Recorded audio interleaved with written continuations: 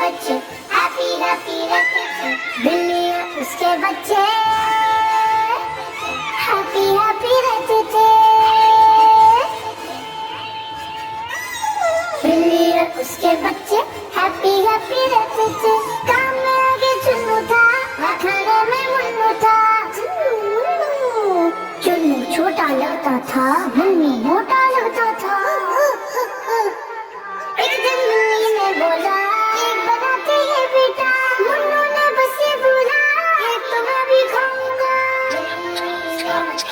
Cake बनाने का सामान लेने निकली आई जा।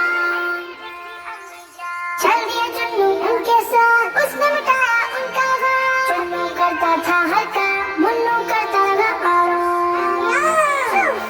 केक को जब तैयार किया, अम्मी ने उनको बुला लिया।